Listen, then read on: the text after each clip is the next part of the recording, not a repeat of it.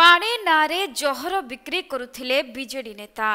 नमूना परीक्षा परे फैक्ट्री सील कला जिला प्रशासन।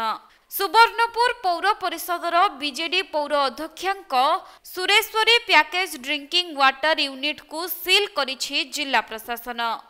तेबे कहा छत्रछाया तले एते दिन धरी चलीथिला एही पानी फैक्ट्री ताहाकु नै लोकंक मध्यरे उठिछि प्रश्न।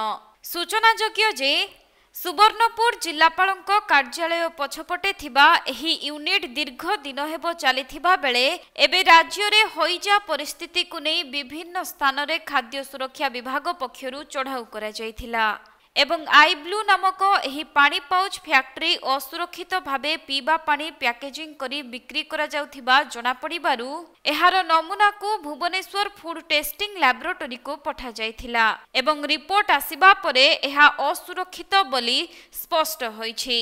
तेणु तुरंत एही कंपनी को सील करिबा सहित बाजार रे बिक्री पई गच्छित पानी को फेराई आनिबा को निर्देश दिया जायछि। अन्यपटे जिल्ला रे आहुरी अनेक पानी फैक्ट्री चलीछि आउ ताहा सुरक्षित कि नुहे से नै चिंता रे पडिछंती सहरवासी। देखंतु प्रथम कथा हला जो संस्था स्वच्छतार वार्ता दउछि से संस्थार चेयरमैन पानी पाउच एवं पानी सप्लाई जो करुछि ड्रिंकिंग वाटर सेटा ही मूलतः विशुद्ध नुहे सेटा हूँ बड़ दुखर कथा एवं आज नुहे विलंबर हेले भी आज काली सील करिछि प्रशासन। निश्चित भाव में धन्यवाद दिया प्रशासन को किंतु बहु वर्ष धरी जो आरंभ होइछि से समय तार कौन चेकिंग हैनी एवं पानी आज पर्यंत विगत 7-8 वर्ष धरी से दूषित पानी लोक मान को पाउच जरिया रे बोतल जरिया रे जार जरिया रे जोगा होतिला। तो वर्तमान ताको सीज कराइछि एवं लोके एथिपाई हला कि जेहेतु राज्यव्यापी डायरिया रो आतंक रहिछि तेणु डायरिया आतंक को भित्ति करी एई संस्था को तार पानी वाटर टेस्ट हेइथला एवं सेटा दूषित पानी जोगु ताको गतकाली सीज कराइछि।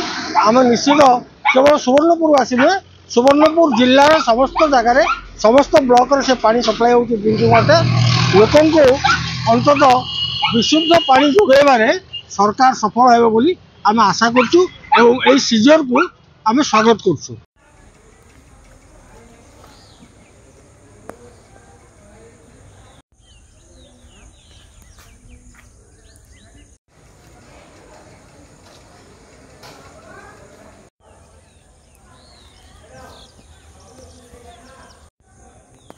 सुवर्णपुर जिला प्रतिनिधि पीताम्बर महापात्रଙ୍କ रिपोर्ट कोणार्क लाइव।